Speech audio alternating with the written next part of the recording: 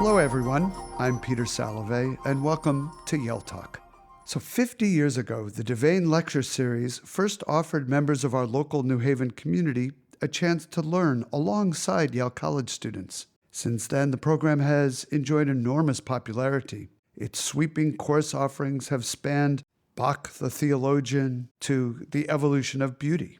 And in the coming weeks, Professor Jing will resume this rich Yale tradition with a path-breaking new course on China's cultural and historical background. China in 6 Keys is the first DeVane Lectures course Yale has announced since the series was paused during the COVID-19 pandemic. And it will be the first DeVane course to focus on China since 1996. Next semester, Jing and a rotating cast of guest speakers from diverse fields and disciplines will examine 6 contemporary controversies related to China within deep historic context. Among them, artificial intelligence and technology, environmentalism, the Chinese diaspora and language revolution, and other projections of global cultural power. Jing's course has sparked extraordinary interest from Yale alumni and friends, so it is with great pleasure that I welcome Jing today to provide our listeners with an early preview of her course and discuss some of its key themes. Jing is the John M. Schiff Professor of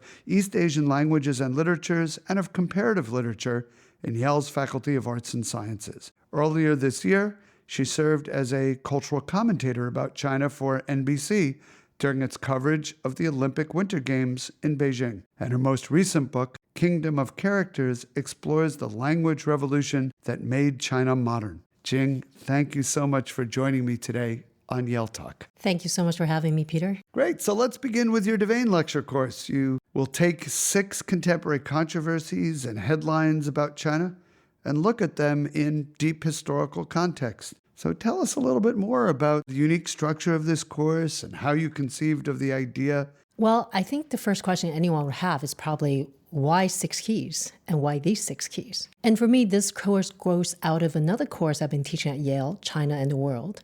And for that course, we also take different topics, different points of entry into this complex phenomenon. Of course, 6 keys is not meant to cover everything under the sun, but they're meant to be 6 particular tools, ways of thinking through problems concerning China and the world, the complexity to unpack the different dimensions of what is going on between US and China.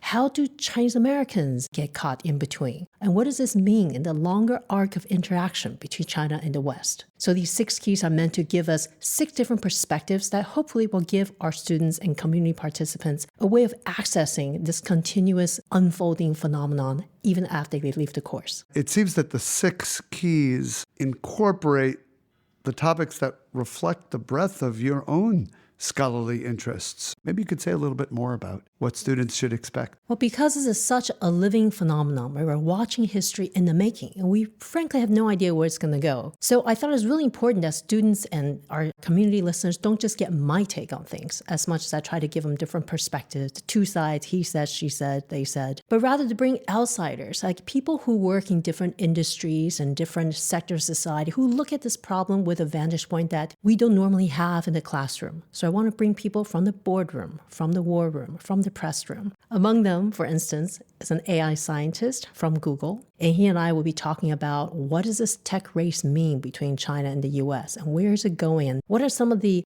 backdoor corroborations that we nonetheless have to engage in. Then we're also going to have a linguist who speaks about dialects and Americanism, because I think this is also very important to think of language from the perspective of what we know here, the diversity with American society, the tensions, the race, ethnicity, culture issues that are bubbling up and even at a crossroads in our very society, and then use that as a lens to look back at China. We're also going to have the first woman, Chinese American, who's trying to start up the first museum dedicated to Chinese America in New York. And so a different lens into the perspective of Chinese diaspora. And then we will have an artist and an old-fashioned, old-school China hand who's been watching this phenomenon unfold for decades to talk to us. This all sounds great. I'd be interested in how you're going to integrate it all. We all love a parade, and a parade of guests can be very, very interesting. But what characterizes a parade is that the different segments of the parade don't really interact much with each other. You must be the synthesizer of it all that pulls it all together. How will you do that?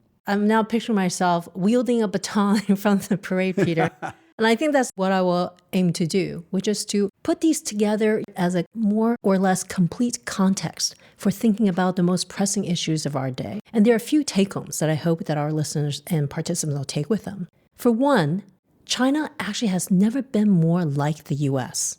Now, a lot of times when we read the news, we think we're dealing with a new nemesis, a completely unknown. But the fact is, China and the West have been inching towards each other for 2 centuries now. So institutionally, culturally, even economically, China has never been more like the West. And I think that's where the tension resides. We tend to find the greatest disparity with those who are closest to us. They're the ones that we compare ourselves to. And so we kind of come to the age where some people call it great powers, but I actually think of it as great peers rivalry. So that's one take home, just to reshift the frame which we sort of talk about China. You might remember a few years ago, actually, when we had our guest on Financial Times, Jamel Andolini, he has said, anyone who writes about China newspaper has to do one of 3 things: China big, China bad, China crazy. Right? It has to be one of those 3 headline grabbers. Yeah. And for me, that's precisely the kind of premise we need to shift in order to really understand what's happening. Another take home is that the space of rule does not exclude the space of individual agency in China. Now, that's a little hard to wrap our heads around because we tend to think of China's authoritarian system as a place of unfreedom. But if you're Chinese on the ground, and this is a society you navigate around, you actually devise a different way to carve out a space in which you can still be creative, still say what you want to say. So this is why one of my guest speakers actually is going to be a Chinese science fiction writer who will come talk to us about environmentalism. And this is vitally important for me to undo some of these biases we have, not just to undo them so we become more enlightened, but so that we can be more strategic in our way of thinking about what does this peer rivalry mean in the foreseeable decades. So those are 2 of the take-homes. That's a great set of overarching questions that will serve to integrate the perspective of the guests and pull it together as a whole. It really does sound fascinating. You mentioned science fiction, and you actually have a scholarly interest in science fiction. Isn't that true? Yes. In fact, I started out in literature and intellectual history, and for the past 4 or 5 years or so, I've been very interested in Chinese science fiction because science fiction has been one of these genres that have been marginalized and then recuperated by the state at various points throughout the 20th century. So it's almost like a shadow presence when we look at what's happening with science technology in China. And at the moment is a very intricate, kind of interesting relationship because the Chinese state has taken a great interest in science fiction as a kind of cultural arm of furthering its attempt to make science and technology a positive creed for contemporary China. So writers have to navigate the space of rule and the space of freedom that I was just referring to. And that'll be part of the course? Students Absolutely. read science fiction? We are actually going to tackle the most impactful science fiction in recent years, The Three-Body Problem by Liu Cixin. That'll be a wonderful conversation. There's a connection here, right? Science fiction and then the development of new technologies happening in this country, happening in China. There's this sense of rivalry between the 2 of us in the area of tech advancement.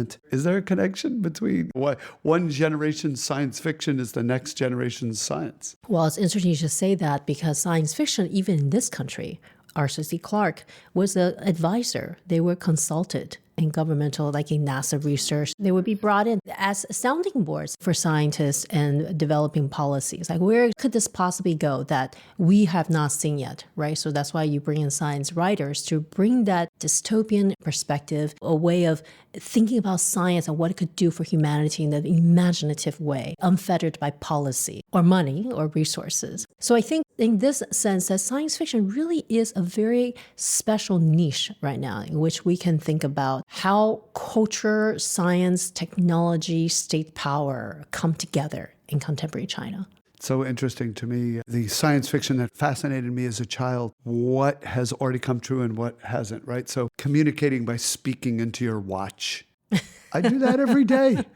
But when Dick Tracy did it, I was fascinated. On the other hand, I was sure when I was a boy that we would be colonizing the moon or Mars or something by the time I was, what am I, late middle-aged? Is that a good euphemism? And of course, that hasn't happened, and we actually don't look that close to doing it. So it's interesting to me, the interplay between science fiction and science. Actually, I love what you just said because since I made this foray into history of science and technology, is to see how there's so many innovations. We think of innovation almost in a linear path, but that's not true at all. There's some innovations that are invented, but they kind of set aside because other conditions were not in place to push it forward. So for instance, I remember in 19th century China, there was this article in one of the first science magazines that introduced Western science, where they thought an invisible cloak was just as likely as a scuba suit. Certainly now, scuba diving, I don't know if you do it. I used to do it. It's very common. But then can we have made that leap from that to invisible cloak? Probably not yet. So I think there are innovations that we cannot imagine, right? Because technology happens in leaps. And there are these step functions where it really changes the world. If you think about even 10 years ago, where was I with iPhones? These days, I'm only reading on my phone, which is horrible. I'm still missing the days where you have printed pages. So I think in some ways, technology is way ahead of what we can absorb consciously. And maybe that accounts for some of the nostalgia. Nostalgia and confusion, and I think feeling overwhelmed. We live in a time where we are actually overwhelmed and trying to catch up with the technology we've created. I think that's a very useful perspective.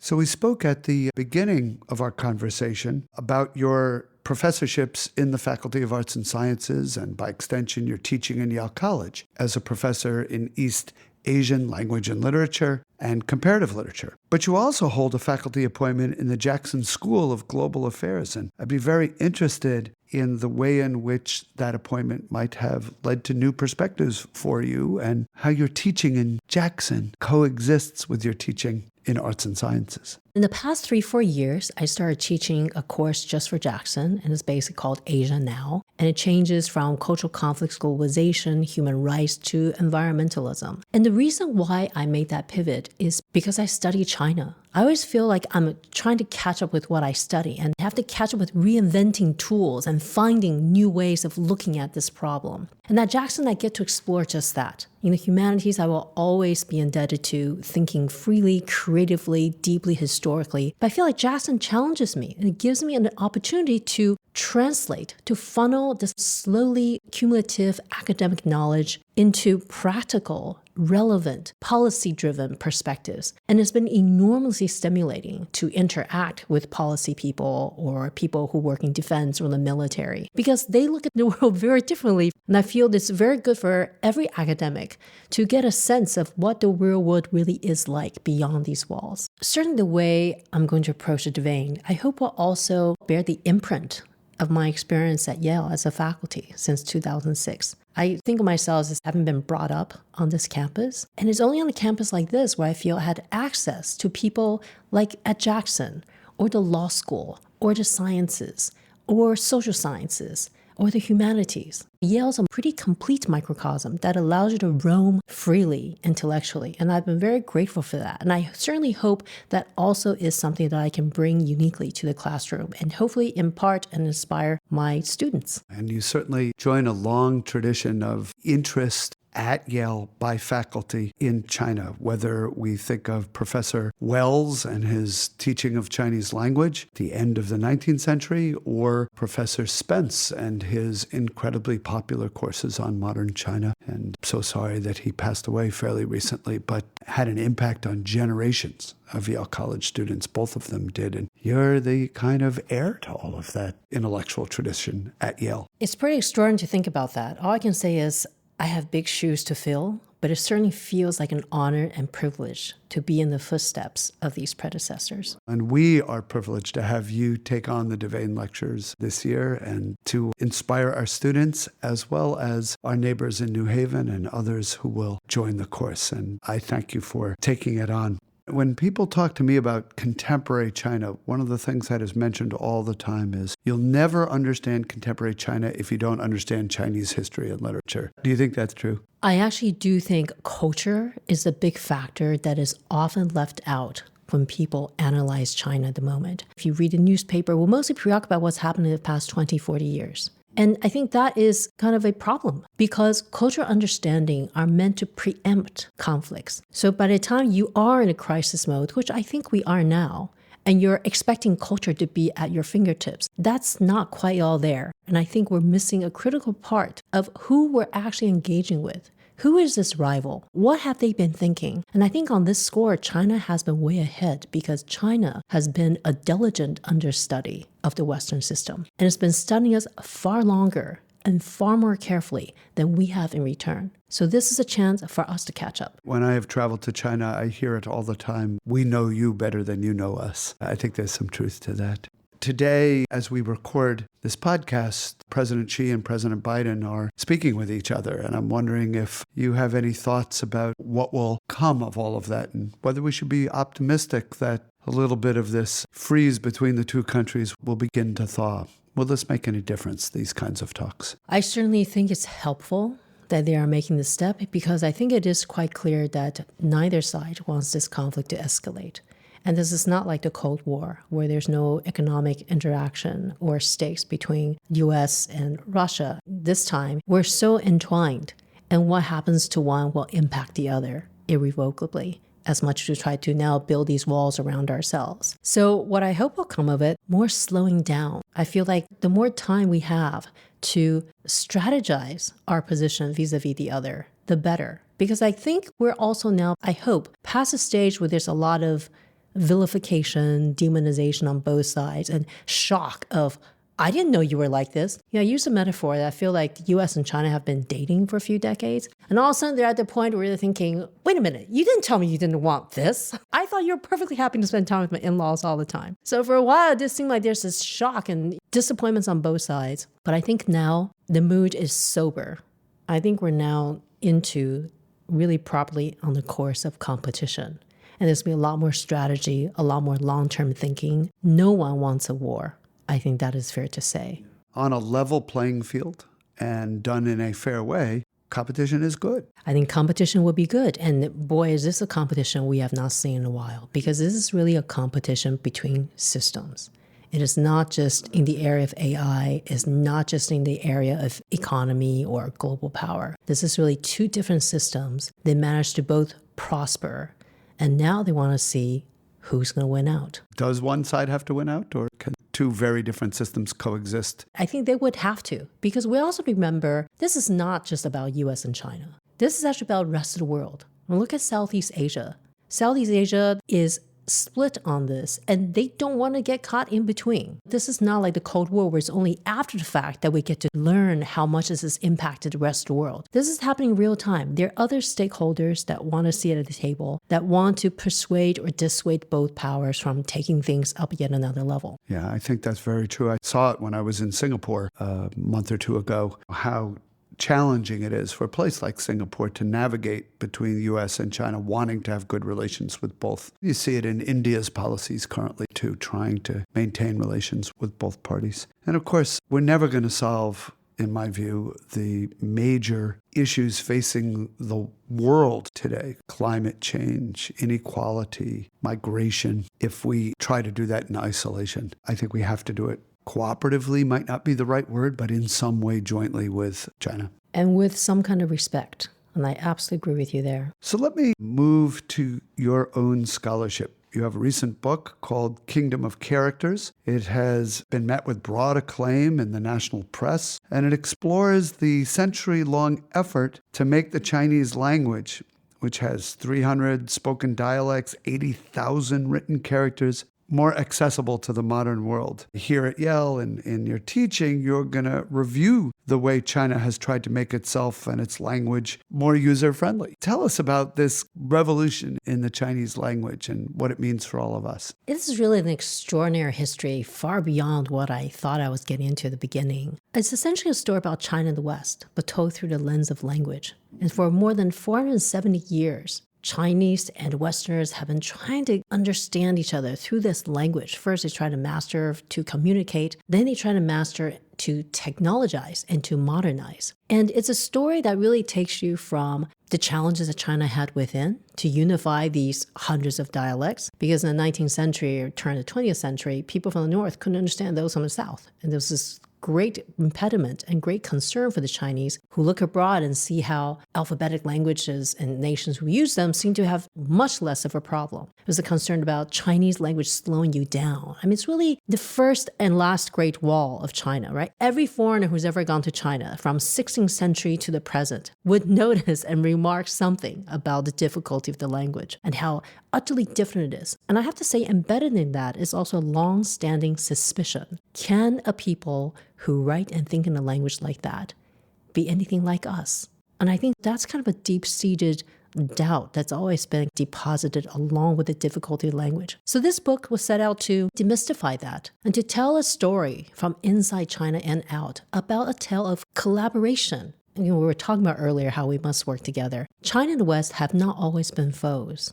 And we've been friends at times, long before we became rivals. And I think that's important to recall. We fought on the same side in the Second World War. That's correct. You've forgotten allies. We have indeed. But the moments of allyship, I have to say, were also strategic. There's no soft focus love relation here. At times maybe, but it's more of an alignment of agreeable interests. So this book was my way of giving glimpses into these large historical moments, but interspersed with this fascinating story of, I call it second and third stringers of history. So not the first stringers, not the radicals or revolutionaries, but the progressives, people who actually had picked up the pieces from one revolution to the other because we knew there were plenty of those in 20th century Chinese history and tried to inch towards the world. And do you think that this linguistic revolution and this shift or simplification of the Chinese language is part of what's propelling China's standing in the world? Well, I think absolutely China was thinking about this already in the 50s, that if they were to modernize, they have to first of all make their written language, the Chinese script, compatible with all these Western technologies that were built for the Western alphabet, not for the Chinese ideogram or character writing. Anything you can think of from telegraphs to typewriters to computers and the QWERTY keyboard we use. These are transformative inventions of our century, but none of it was for non-alphabetic languages. It's really a challenge for China to figure out how to get through each of these bottlenecks just to be on a level footing with the alphabetic world. Jing, thank you so much for taking the time to speak with me today and for such a stimulating conversation. I encourage listeners who are not local to New Haven to read more about the topics we've discussed today in Jing's new book, Kingdom of Characters. And I know those who can attend her course are awaiting its start with great anticipation as next semester approaches. To friends and members of the Yale community, thank you for joining me for Yale Talk. Until our next conversation, best wishes. And take care. The theme music, Butterflies and Bees, is composed by Yale Professor of Music and Director of University Bands, Thomas C. Duffy, and is performed by the Yale Concert Band.